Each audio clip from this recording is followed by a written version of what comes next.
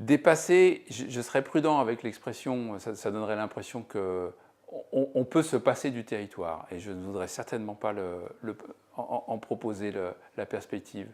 Mais disons qu'il y a besoin aujourd'hui que nous fassions comme une sorte de mise à jour, c'est un terme un peu technique, un peu informatique, mais il faut revisiter la notion, parce que reconnaissons que ça fait 30 ans qu'on l'invoque à tout propos, depuis la décentralisation, depuis le début des années 80, et avec une force idéologique, culturelle, un sentiment, une conviction très partagée sur la vérité du territoire, l'authenticité du territoire, l'importance contre la mondialisation, ou sinon contre, avec la mondialisation, d'être très ancré, etc. Tout ça est vrai, mais au bout du compte, ça commence à faire ce qu'on appelle une doxa, quoi, une doctrine officielle, une espèce de point de vue qui ne bouge plus.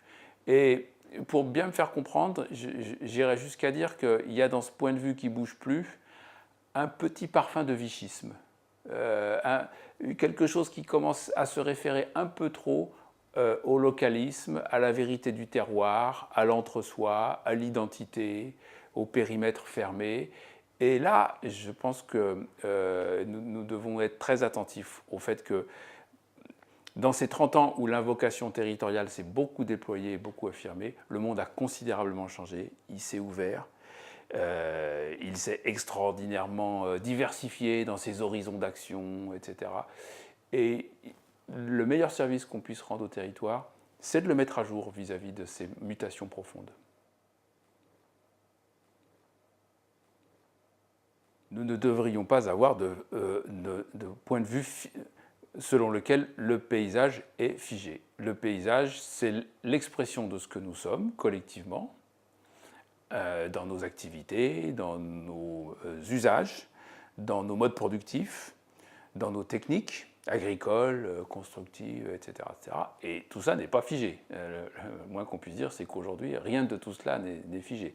Par conséquent, le paysage ne l'est pas non plus. Et le paysage agricole en particulier est dans une vitesse de transformation qui a rarement été aussi rapide. Donc, qui peut dire aujourd'hui que le paysage est figé ou que où y a-t-il des conceptions figées du paysage? Dans nos représentations, peut-être, dans nos têtes, mais le paysage n'est pas du tout figé.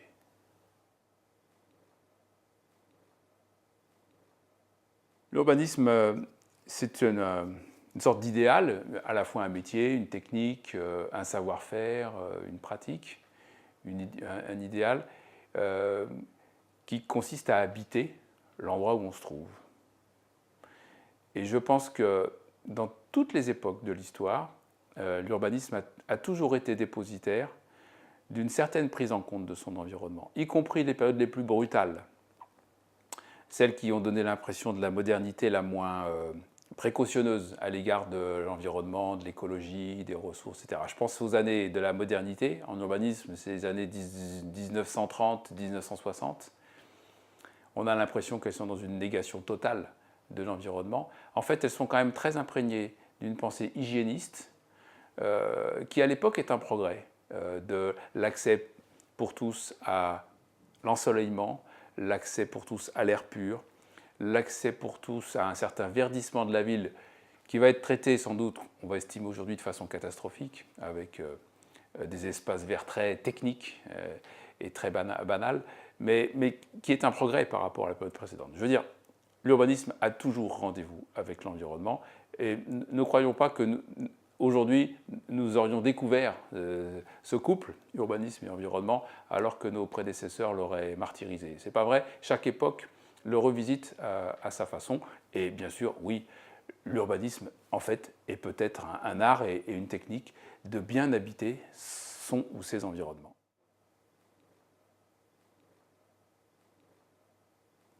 Les enjeux de l'identité dans une vie en réseau, ça fait deux questions en une. Les enjeux de l'identité, c'est de ne jamais laisser entendre que l'identité est finie, stable, finie au sens de elle est définie et qu'on peut la désigner et la saisir comme quelque chose qui ne bouge plus.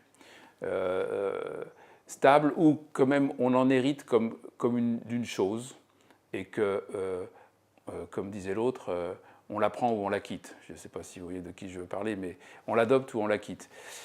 Et l'enjeu, c'est de prendre l'identité à la hauteur de ce qu'elle représente, c'est-à-dire une construction permanente.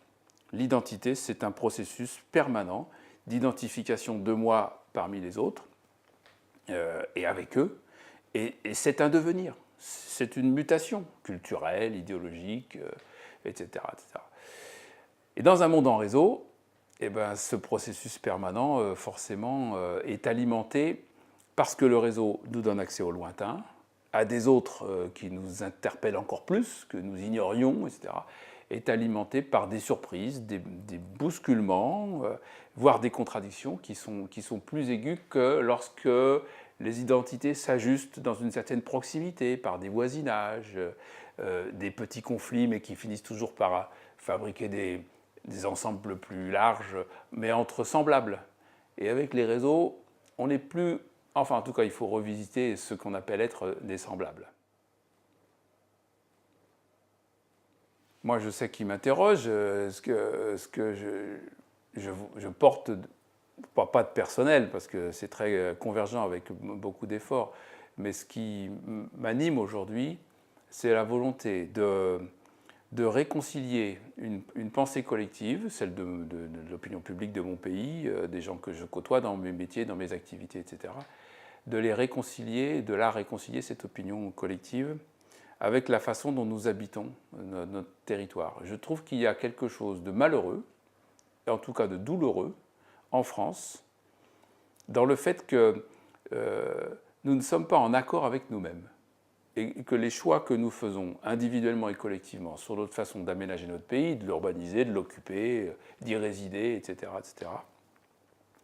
sont mis en jugement et en réprobation par nous-mêmes, alors que c'est ce que nous faisons. Alors évidemment, les uns reprochent aux autres ce qu'ils sont, entre ruraux et urbains, au sein de ces formes urbaines variées, entre métropolitains et non métropolitains, entre centre et périphérie, grande figure de la réprobation. Et je trouve que le pays ne sait pas se raconter d'une façon positive et si possible pacifiée les choix pluriels, effectivement, qui sont faits pour l'habiter. Et ça me désole un peu, et c'est la raison personnelle qui m'anime dans mon activité.